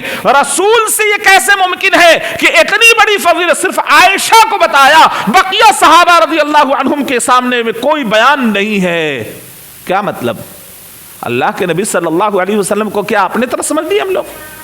اللہ کے نبی صلی اللہ علیہ وسلم کی اتنی بڑی بات تھی کہ اللہ اس رات کو بنو القلب کے بکریوں کے مانند لوگوں کو جہنم سے نجات دیتا ہے, تو یہ بات رسول اللہ صلی اللہ علیہ وسلم کے صحابہ کے درمیان میں پھیل جانی چاہیے تھی, اور پورا بقی دعائے مغفرت کے لیے کھڑا ہو جاتا, اور سارے لوگ پورے بقی کے اطراف والے بقی کے اندر میں جا کر دعائے مغفرت کرتے, جیسا کہ نبی کر رہے ہیں, جیسا کہ نبی کر رہے ہیں. اگر بفرض بحال مان بھی لیا جائے تو پتہ یہ چلا کہ یہ ایک ایسی روایت ہے جس کے اوپر یہ بات منقطع انقطاع والی بات ہے کہ یہ بات رسول اللہ صلی اللہ علیہ وسلم کی طرف صحیح سند کے ساتھ میں نہیں پہنچ رہی ہے, صحیح سند کے پاس میں نہیں پہنچ رہی ہے. تو قبرستان جانے والی جو چیزیں ہیں, جو آج کی رات میں قمقمے اور پوری رات وہاں دعا و مناجات اور ان کے لیے تمام چیزیں کی جاتی ہیں, اور یہ عقیدہ رکھا جاتا ہے کہ یہ ہماری روحیں جو ہیں ہمارے گھروں کو, ہمارے رشتہ داروں کی جو روحیں ہمارے گھروں کے اندر میں آئیں گی. اب گھر کا حال دیکھیے, گھر کو بہترین طریقے سے دھلا جاتا ہے, اگر مٹی کا گھر ہو تو اس کو لیپا جاتا ہے, اور اگر وہاں اگربتیاں شام سے جلائی جاتی ہیں, چونکہ اب مردوں کے آمد و رفت کا معاملہ ہونے والا ہے, نعوذ باللہ, روحیں ہمارے گھروں کے اندر میں آنے والی ہیں. اب روحوں آنے کی دلیل بھی علماء کرام اللہ اکبر اسٹیجوں پر اور منبر رسول سے بیان کرتے ہیں کہ روحیں گھروں کو آتی ہیں. شب برات کے اندر میں ایک ایسی بدعہ پھیلانے کی کوشش کی جا رہی ہے جس کو اگر اختیار کر لیں تو ایمان زائل ہو جائے گا. اور میں آپ کو بتاتا ہوں, روحوں کے آواگمن کا عقیدہ رکھنے والا انسان دار اسلام سے خارج ہو جاتا ہے. پتہ ہے آپ کو کیوں؟ اللہ تعالیٰ قرآن مجید کے اندر میں ارشاد فرماتا ہے, اعوذ باللہ من الشیطان الرجیم, جب کسی جان کو روح قبض کرنے والے فرشتے جب روح قبض کرنے کے لیے پہنچتے ہیں تو وہ کہتا ہے کہ مجھے چھوڑ دیا جائے تاکہ میں لعلی اعمل صالحا, میں نیک عمل کر کر لاؤں, مجھے چھوڑ دیا جائے. تو اس وقت کہا جاتا ہے کلا, ہرگز نہیں, وَمِن وَرَائِهِمْ بَرْزَخٌ إِلَى يَوْمِ يُبْعَثُونَ, ان کے سامنے ایک ایسا روک ہے, برزخ ایسے روک کو کہتے ہیں جس اوٹ کو وہ پار نہیں کر سکتے ہیں. دنیا سے جب برزخ میں گئے تو دوبارہ ریٹرننگ نہیں ہے. کیسے نہیں ہے؟ میں بتاؤں آپ کو. آپ کہاں سے چلے؟ عالم ارواح سے مادر میں آئے, رحم مادر میں اللہ تعالیٰ نے آپ کو ڈالا. کہاں ڈالا؟ ایک بنا کر اللہ نے اپنی قدرت سے رحم مادر کے اندر میں آپ کا ڈھانچہ بنایا, ہمارا ڈھانچہ بنایا. ہمیں کہاں سے ڈالا؟ ہم کہاں موجود تھے؟ عالم ارواح کے اندر میں موجود تھے. اس کا کوئی انکار کر سکتا ہے؟ نہیں انکار کر سکتا. عالم ارواح سے ہم چلے آئے کہاں؟ رحم مادر میں. اب بولیے رحم مادر سے عالم ارواح میں پیچھے کوئی بیک ہو سکتا ہے؟ نہیں بیک ہو سکتا. اب آئیے, رحم مادر سے 9 مہینے ماں کے پیٹ میں رہنے کے بعد میں دنیا کے اندر میں آئے دنیا کے اندر میں. اب بتائیں کہ دنیا کے اندر میں رہتے ہوئے رحم مادر میں جا سکتا ہے؟ ممکن ہے جانا؟ نہیں جا سکتا. کوئی دلیل بھی موجود نہیں ہے. اب آئیے, اب یہاں سے ہمارا سفر جاری ہے, روحوں کا سفر. اب کہاں جا رہے ہیں؟ عالم برزخ کے اندر میں.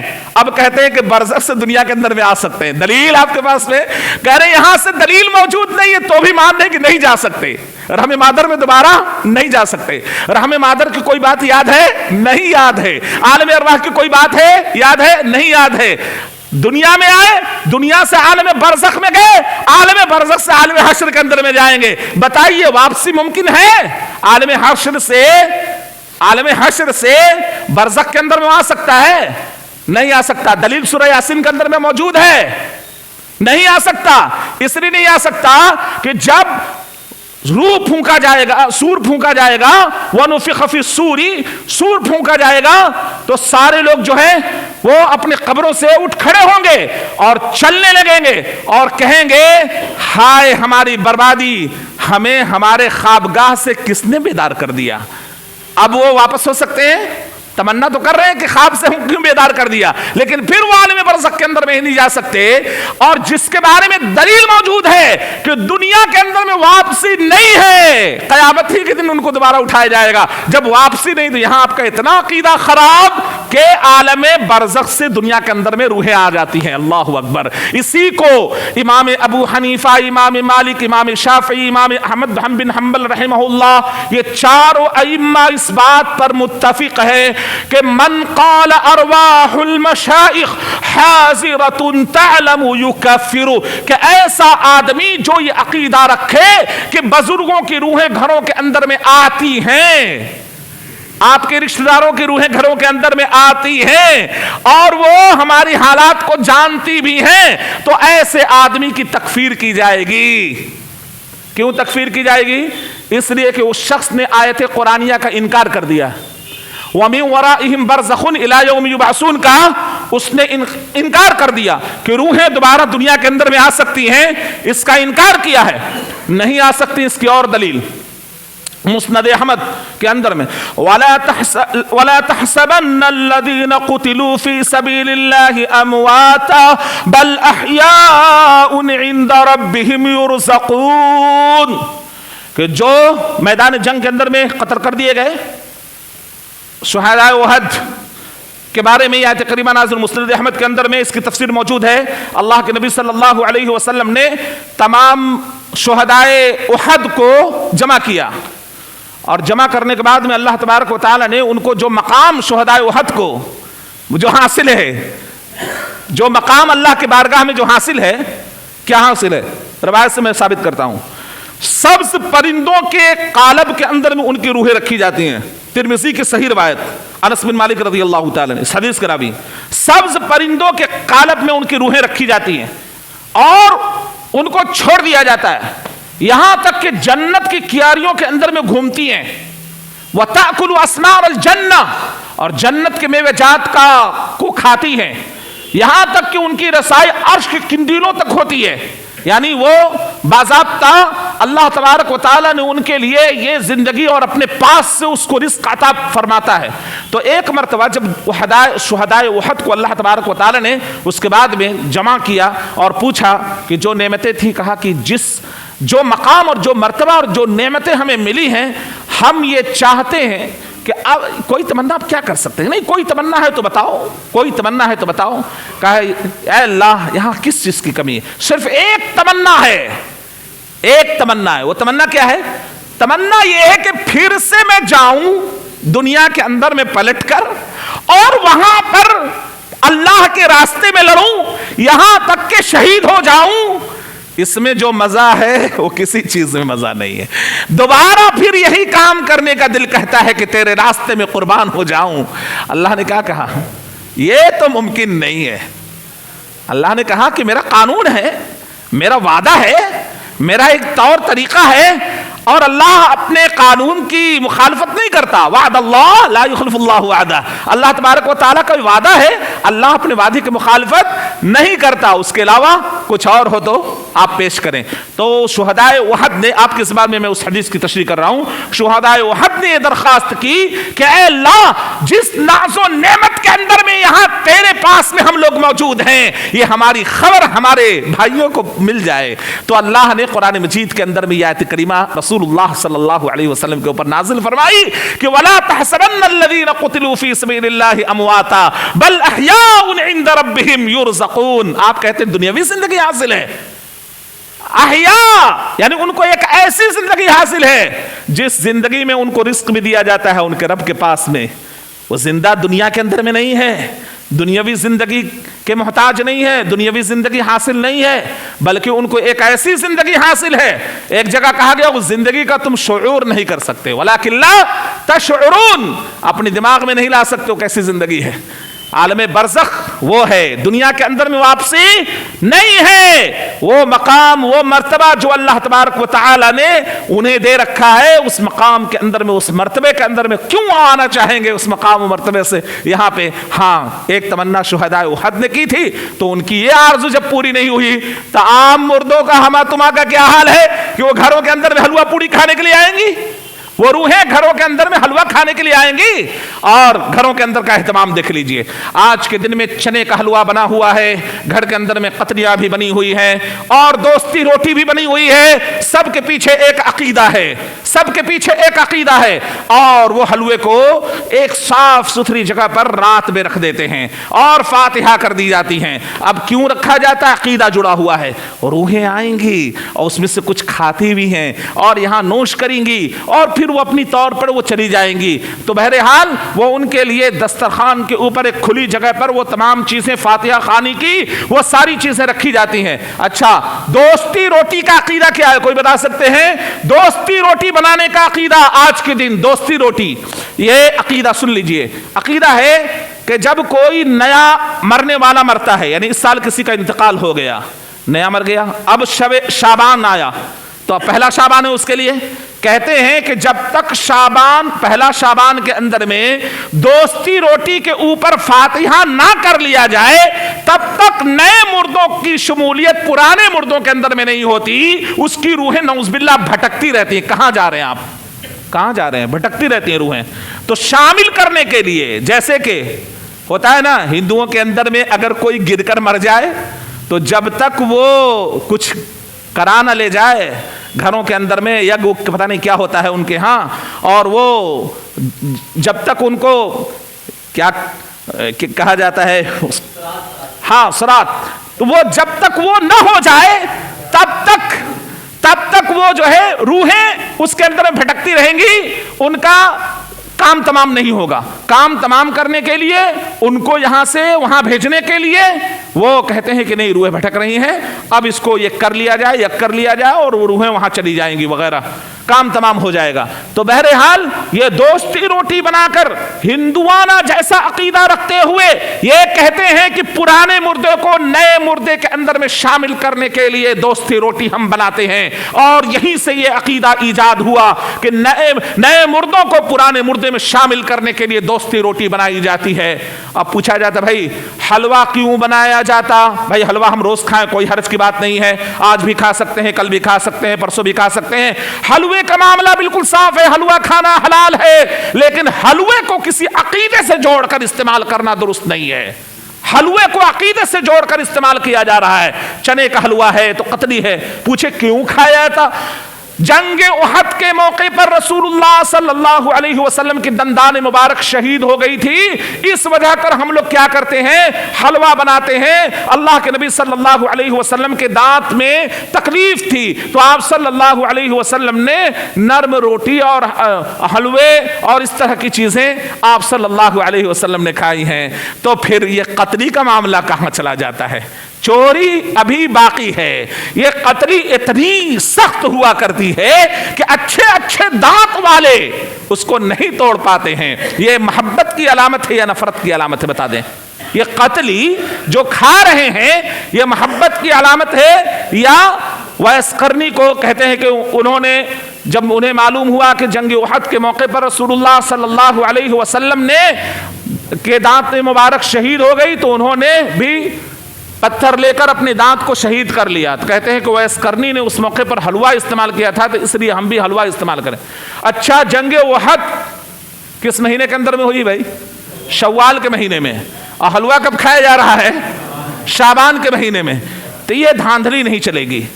حلوہ کب دانت ٹوٹ رہا ہے, کب حلوہ کھایا جا رہا ہے, یہ کیسی محبت ہے؟ اللہ اکبر. شوال کے مہینے کے اندر میں تو کوئی حلوہ نہیں چل رہا.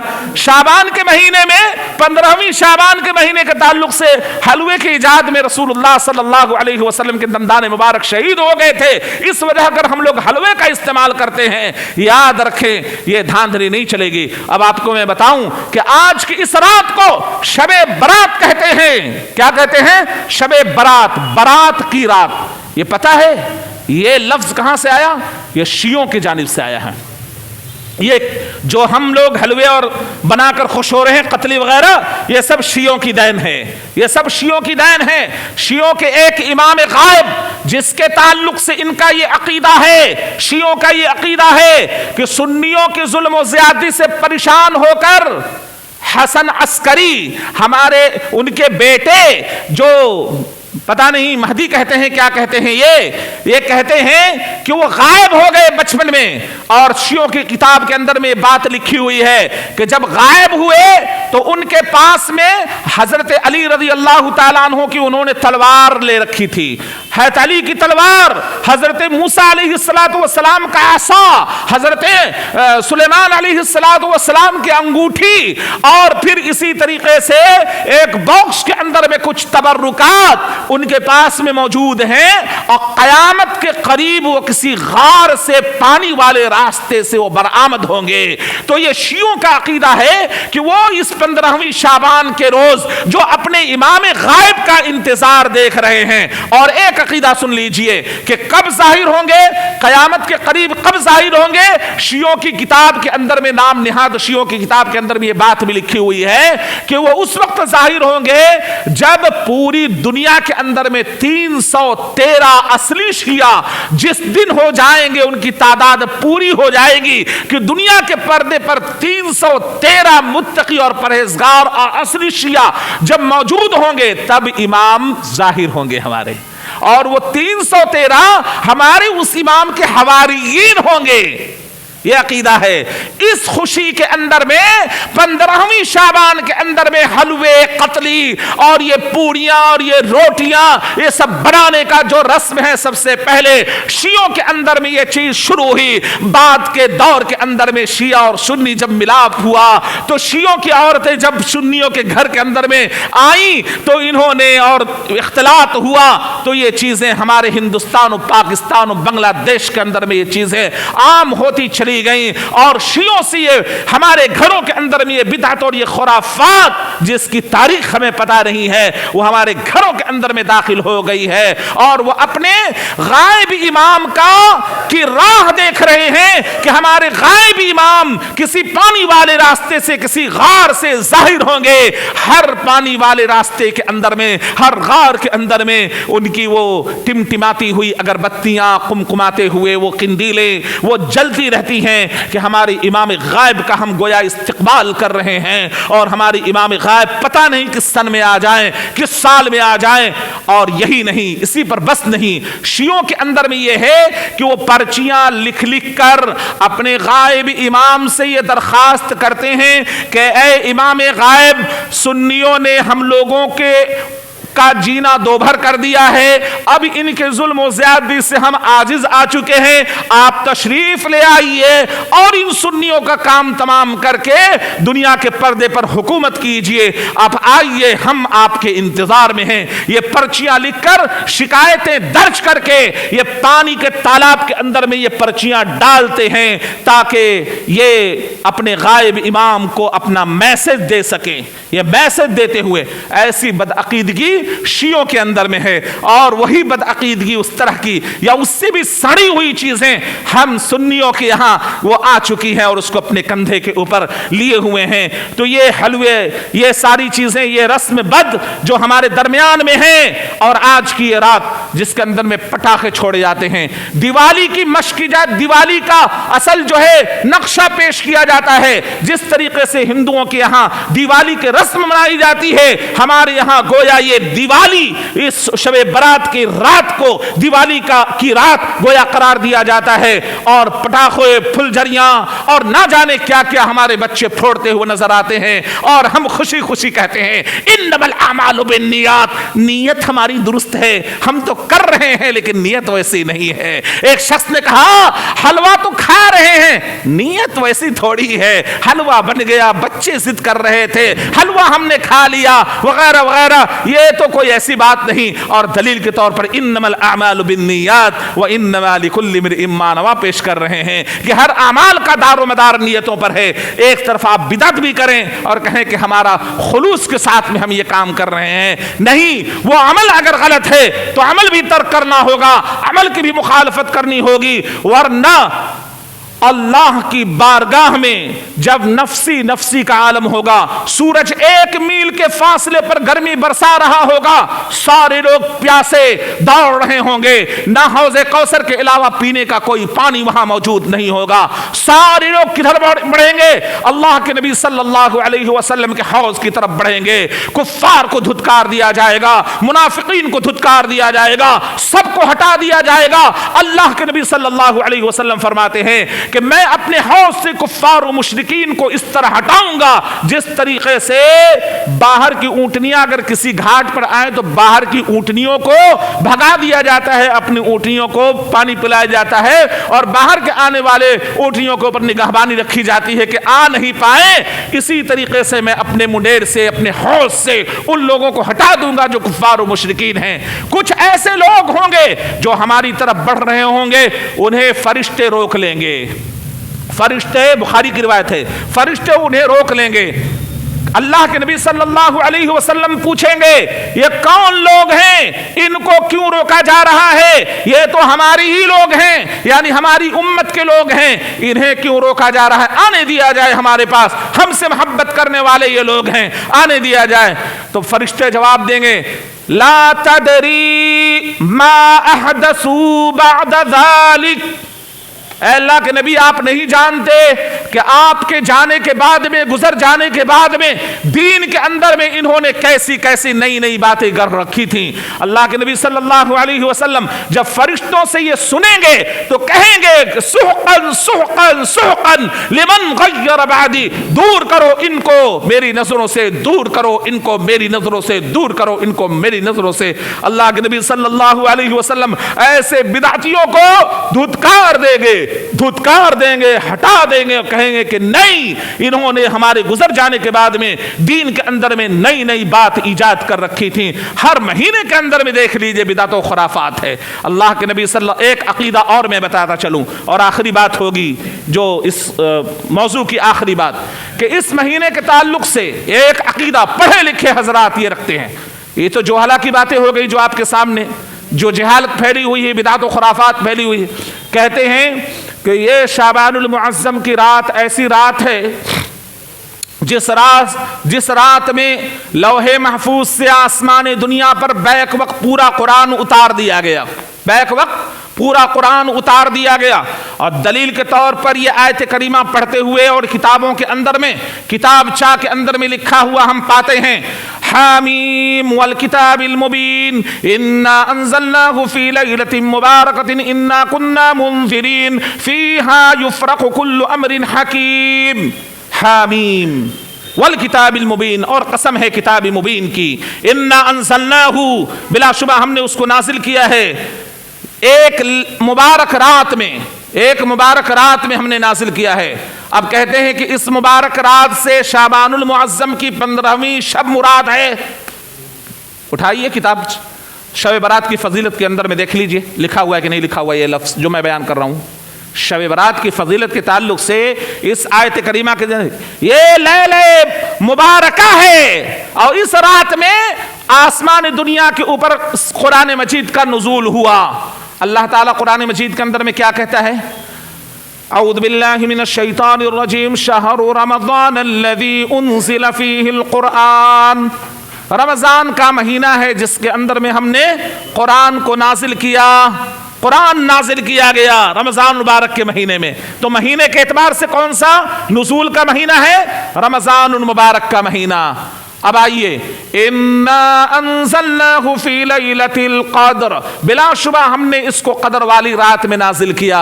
یہ قدر والی رات اور کون رات ہے؟ وہی لیلہ مبارکہ سورہ دخان میں کہا گیا 25ویں پارے کے اندر میں، اور 30ویں پارے کے اندر میں سورہ قدر کے اندر میں یہ بات کہی جا رہی ہے کہ انا انزلناہ فی لیلۃ القدر، ہم نے اس کو قدر والی رات، لیلہ مبارکہ مبارک رات اور قدر والی رات میں کوئی فرق نہیں ہے، دونوں ایک ایک ہی رات ہے، اور یہ عمل جو انجام دیا گیا، یا تو پھر اس کو اقرار کر کے جھٹلائیے اس کو، انا انزلناہ فی لیلۃ القدر، جس کو ہم رمضان کی آخری طاق راتوں میں سے کوئی ایک رات مانتے ہیں، جس کی تلقین اور تعلیم ہمارے نبی نے ہمیں دیا ہے کہ رمضان مبارک کی آخری شب کی جو آخری راتیں، آخری شب کی جو طاق راتیں ہیں، اس کے اندر میں قدر والی رات کو تلاش کرو، جو ان 5 راتوں میں کوئی ایک رات ہوا کرتی ہے، اس کے اندر میں ہم قدر والی رات کو ہم تلاش کرتے ہیں۔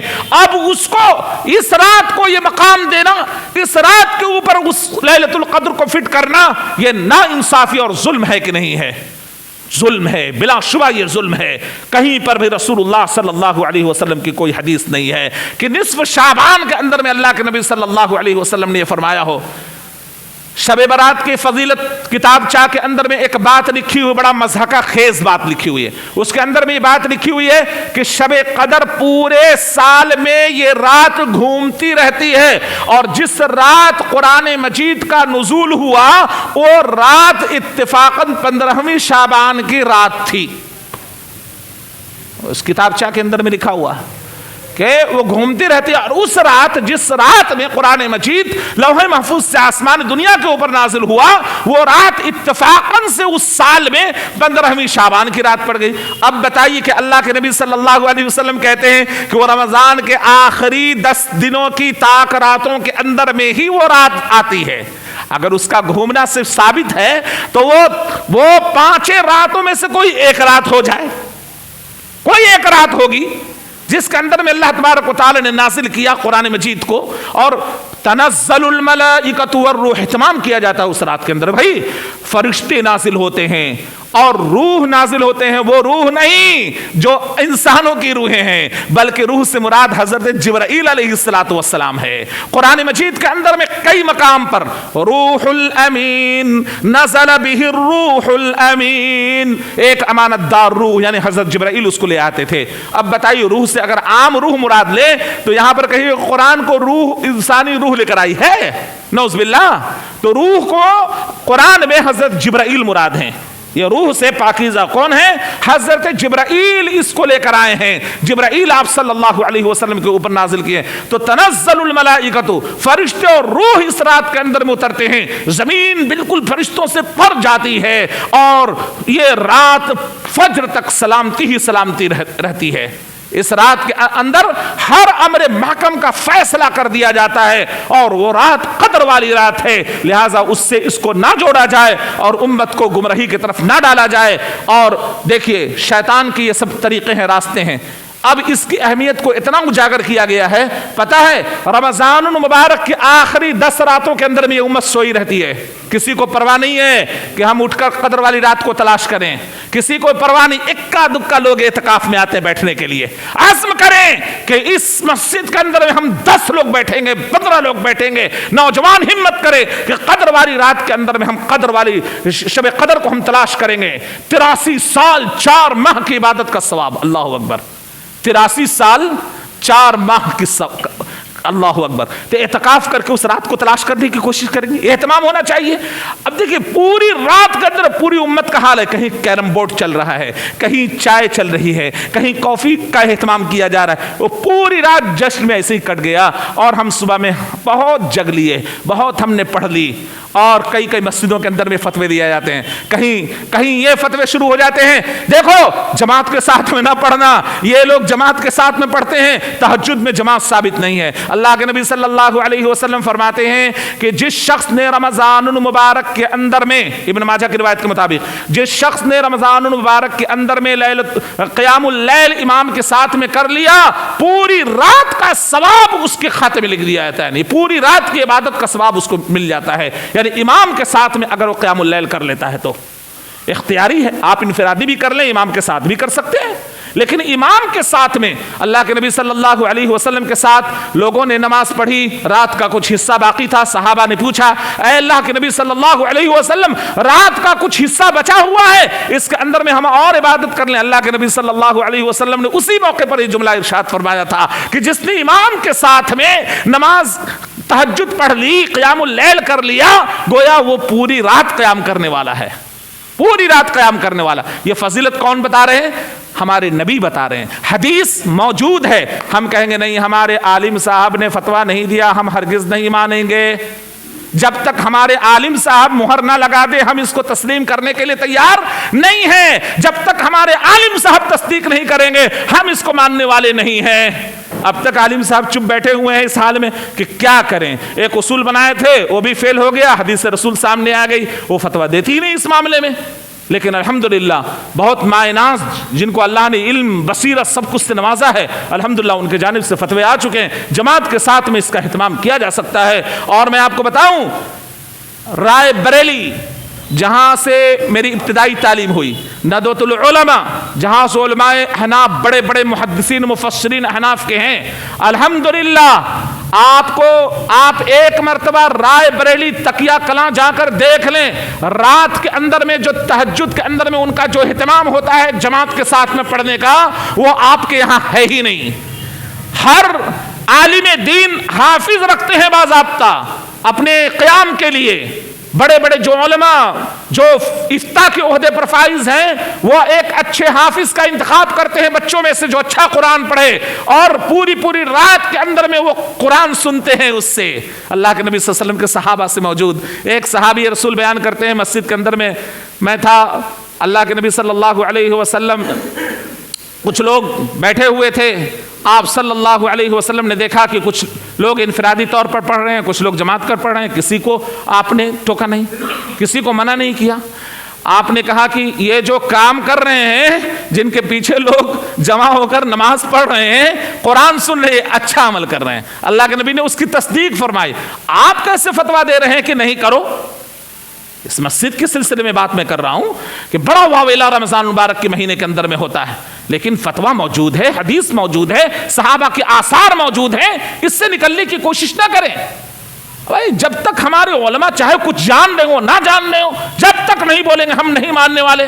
تو آپ نے اپنے علماء کا کلمہ پڑھا یا نبی کا کلمہ پڑھا؟ جب حدیث آپ کو دکھلا دی گئی، حدیث کی سند کے ساتھ میں بیان کر دیا گیا، ابن ماجہ کی روایت بیان کر دی گئی، علماء کرام اس کی تحقیق کر لیے کہ ہاں حدیث میں تو ہے لیکن ہمارے یہاں یہ نہیں ہے. بھائی حدیث کے اندر میں ہے تو آپ کہیں دوسرے سے آئے ہیں کیا؟ آپ حدیث کے ماننے والے نہیں ہیں کیا؟ یا آپ کے لیے عمل نہیں ہے؟ ہم سب مسلمان ہیں اور سب ایک قرآن کے ماننے والے، ایک نبی کے ماننے والے ہیں، اور علماء ہم کو الگ نہیں کر سکتے. علماء ہم سے الگ نہیں کر سکتے. ایک امہ ہیں، ہم اختلاف نہیں کرتے، انتشار نہیں کرتے کہ مسئلہ کے نام سے ہم نہیں بٹ سکتے. اور جو بانٹ رہے وہ غلط کر رہے ہیں. بانٹنا نہیں ہے، امت کو جوڑنا ہے. کس چیز سے جوڑنا ہے؟ قرآن سے جوڑنا ہے. کس چیز سے جوڑنا ہے؟ حدیث سے جوڑنا ہے. بدعت سے ان کو بچانا ہے، شرک سے ان کو بچانا ہے، خرافات سے ان کو بچانا ہے، حرام خوری سے ان کو بچانا ہے. یہ علماء کی ہماری ذمہ داری ہے، علماء کی ذمہ داری، ہم لوگوں کی ذمہ داری ہے. عوام الناس بیچاری کہاں جائے؟ عوام الناس کو جیسا بیان ملتا ہے ادھر چل گئے. کبھی بیان انہوں نے کیا، انہوں نے تو اس کے برخلاف بیان کیا ہے لہٰذا ادھر چلو. جس کو جیسا سمجھ میں آ رہا ہے ادھر وہ ڈھلتے چلے جا رہے ہیں. ضرورت اس بات کی ہے، ذہن دماغ اللہ نے آپ کو عطا کیا ہے، آپ دلیل مانگے، آپ پڑھیں. مولانا صاحب جو باتیں آپ بیان کر رہے ہیں یہ کہاں سے ہیں؟ کس کتاب سے ہے؟ اللہ کی کتاب میں ہے، رسول نے بیان فرمایا. دکھائیں مولانا، ہم بھی عمل کریں گے انشاءاللہ. دکھلائیں آپ.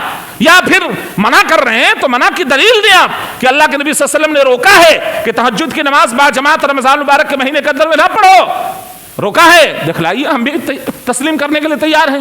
لیکن یہ ساری باتیں نہیں، بس اپنی منمانی کرنے کا معاملہ ہے. بہرحال آج کے اس درس کے اندر میں جو اہم بات آپ کے سامنے میں جو اہم پوائنٹ دیا جا رہا ہے وہ یہ ہے کہ آپ سنت رسول صلی اللہ علیہ وسلم کو اختیار کریں. بدعت و خرافات سے اپنے آپ کو بچائیں، اس لیے کہ ہر بدعت گمراہی ہے اور ہر گمراہی جہنم میں لے جانے والی چیز ہے. بدعت کتنا سنہرا کیوں نہ ہو، اس کو کسی بھی معاملے میں کبھی بھی ایکسپٹ نہیں کیا گیا ہے. کل بدعت ضلالہ، ہر بدعت گمراہی ہے. اس لیے کہ احداث فی الامر سے اللہ کے نبی صلی اللہ علیہ وسلم نے روکا ہے.